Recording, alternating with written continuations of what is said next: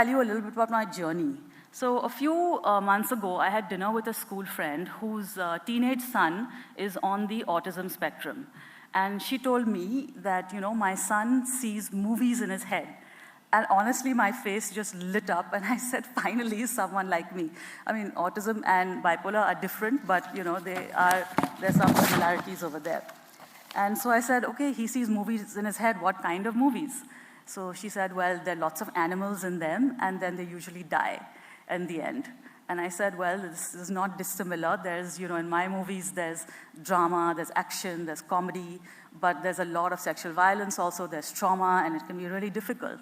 And the challenge with these movies in your head is that you are totally disconnected from the outside world when all of this is going on. And these movies are so engrossing, just like she said about her son, that you can't pay attention. And just imagine being in a dark cinema, okay, and you're watching this, and whether it's entertaining, whether it's scary, whether it's traumatic, you're fascinated by it. And there's imagery, there's soundtracks going on, and somebody knocks on there and says, have you taken your meds? When did you last sleep? How many hours have you slept? And they're saying it out of concern, but honestly what you're thinking is, I am going to throw something at you because there is so much going on inside my head that I can't actually concentrate on a thing that you've said.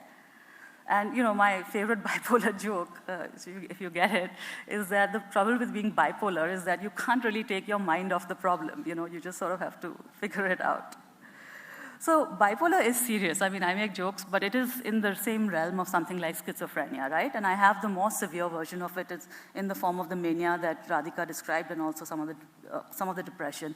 And there is something very, very raw and intense and very passionate and very energetic inside me. It is that tigress who I know that's there in me. There is that sea monster which is there in me. It's a different form of energy, and actually I'm only coming to terms now with what that expression of that energy is. But it is very raw, and to be honest, I'm surprised that there are parts of this book that my family even let me publish. You can have a look at it. So anyway, then my friend asked me, what shall I tell my son about the movies and how to deal with them? So I said, look, I can only give you my advice, which is you ask him who has got the remote control for that movie. Is that remote control in his hand, or is that remote control in somebody else's hand? And that is exactly what my mentor, Koza Merchant, asked me once. And he said, he sat me down when I had given him 50 pages of writing in 5 days and so many voice notes. And he said, are you going to live in your head, or are you going to live in the real world? And after you get manic, you get so dejected and disappointed because all these grand schemes that you've had, none of that has happened, and you're just so down. And I didn't even know what he meant by that, but I was listening to him. So I'm going to just show you some pictures of my journey because I think that will help to understand. Could we have the first picture, please? This is actually a picture of me when I was manic. Last time I was manic, which was 4 years ago. And I've been stable since then. And if you can see and you look closely, you can see that I haven't slept, there's a strain on my face. And people say mania is about a high, but this is not a picture of somebody who is happy. You can also see how much an ally Radhika is, and this was actually taken, I think, by Nandini, my cousin, who's also been a big ally. So then I want to show you another picture.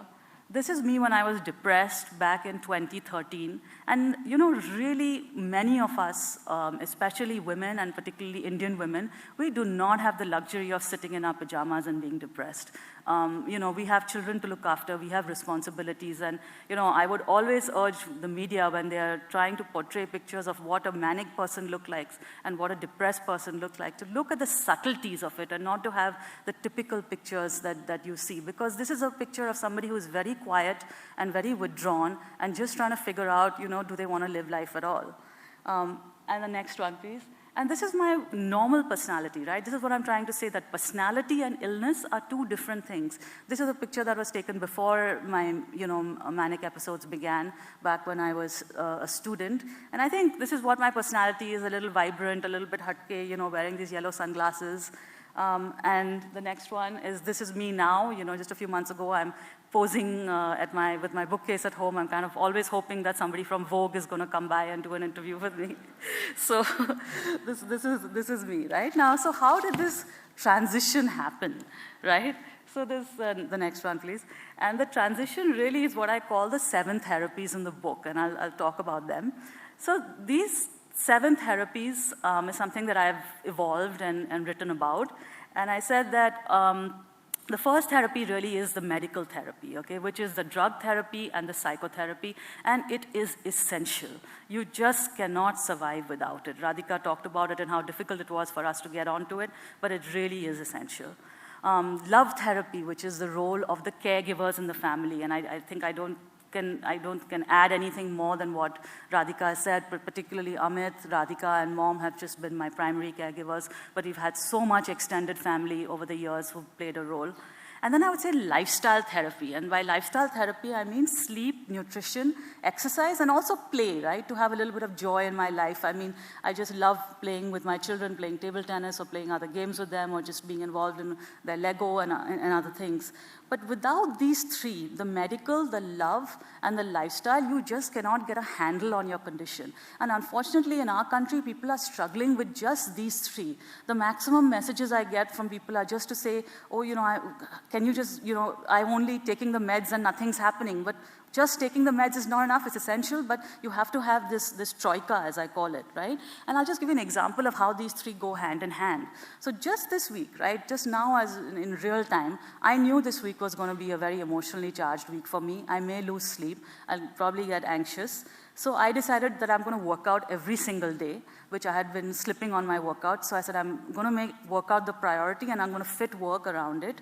I'm going to have an extra session of therapy with my therapist. And, I was emotional in that session and I was a bit tearful because it's been such a long journey. But that's also what allows me to be kind of happy and pretty chilled about the whole thing today, right? And that is what therapy does. It makes you feel so much better. And then I spent a lot of time relaxing with Mom and Radhika and, of course, most importantly, Apollo, the dog. And then I think I did the best thing possible, which is I avoided IPL as much as possible because I think that's the best thing for my mental health, to avoid that. And then I took a pill to help me sleep, right, which is prescribed by my doctor, and it's safe, and it's completely going to give me that peace of mind. So these three therapies that are just helping one cope, right? But as I said, most families and individuals struggle with just these three. But while they are the necessary and they are that protective scaffolding that is required, they are not sufficient to thrive. If you want to go from surviving to thriving, then you need to have more therapies, okay, which is what I have experienced, and I've been fortunate enough to experience that. So the first of these four is the role of allies. Okay, these are people who are a little bit distant from the family and who can be there also as a form of empathy. So I spoke about mentors, I have networks like my book club or my writers club, and very importantly, I have my daily download friends. I mean, these are people whom I download my whole day with every day. And I think, in today's day and age, we have friends that we can call at 2 in the morning in an emergency, but do we really have friends that we can download on a daily basis? And it's not like we're sharing like deep and meaningful conversations. We're just literally saying, what's happened in the day, and we're in touch with each other. So I think they really keep me peaceful and joyful. And related to that, I think that we live in a country which I call the chatterbox nation. Do we really need to be the chatbot nation? I have never used apps for mental health. I know there are lots out there, and there are a lot of people in this industry, and there are a lot of money going into this industry, but really we are the chatterbox nation, and can we not use mental health and technology to build communities that can support each other? So that was one of my thinking in the role of the allies. The second big game changer for me in terms of being able to thrive was being able to share my situation at work. And I shared it with Sukumar, my editor at the Mint, with Seema Chaudhary, who was my boss at the Mint, and also with Pramad Sinha at Anant. And they were so open about it, and there was no choice. I had to share it because I was slipping up at work. So I had to tell them that this is part of who I am, this is part of the package. And because they accepted it and they accommodated me in roles which would work for my condition, I've been at the Mint for 14 years now. I've been teaching at Anant for now about 4 years. And this is actually one area which I think India can do a lot on is workplace mental health. I totally intend to be an advocate for that, and if you would like to engage with me, I would love to hear from you. So allies and workplace, and then the very important part is the inner work, the conversation that you have with yourself, right? Why are the movies coming into my head in the first place? What are the triggers? As Radhika said, is it stress? What is it? And here I've had literally, I started maintaining a journal 10 years ago. I've had a 10-year conversation with myself to understand what is success for me? What is happiness? What is my identity? Whose validation am I seeking? What is the narrative of my life that is going to make me feel fulfilled? And these are the questions that were really triggering a lot of my episodes, and I think to some extent I have resolved them and I'm in a much, much better place. My scorecard is a lot more internal than it used to be versus being really external. And the last one is spiritual therapy, okay, which is one of the ways of saying it is the means by which I had the conversation with yourself. Like, not many people would want to open up a journal and write. If you don't feel comfortable doing that, you can always read any text, any spiritual text, religious text that you find really, that speaks to you, okay? There was actually one shlok from the Bhagavad Gita that changed my life. You know, I'm a part-time professor, right? So I'll give you homework and I'll tell you, you can look up the book and find out which shlok it was and whether it resonates with you. But because I'm a nice professor, I'll say it's in chapter 8, so it'll make it easier for you and you can look it up and see if that's good for you. But yeah, I think that, you know, this was a really important part of my journey. Now, it might sound like a lot, right? 7 therapies, I'm struggling with 1 or 2, how do I do that?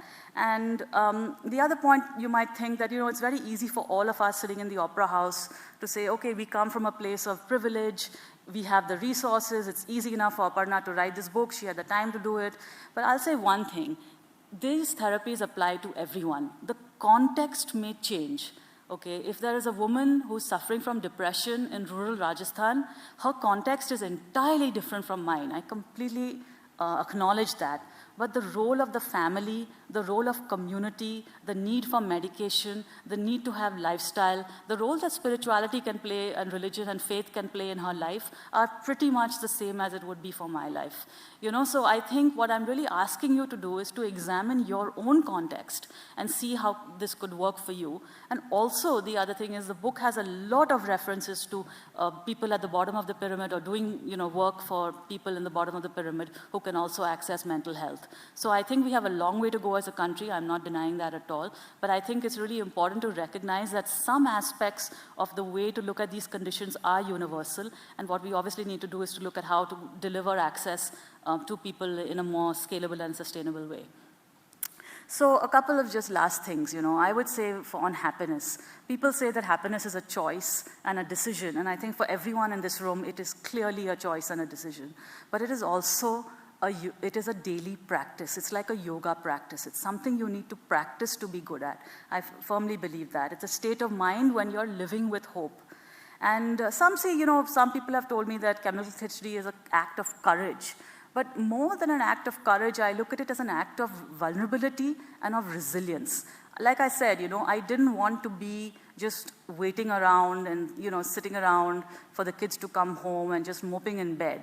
That's not the life I wanted for myself. And I was very clear that I wanted to live the life that I wanted to lead.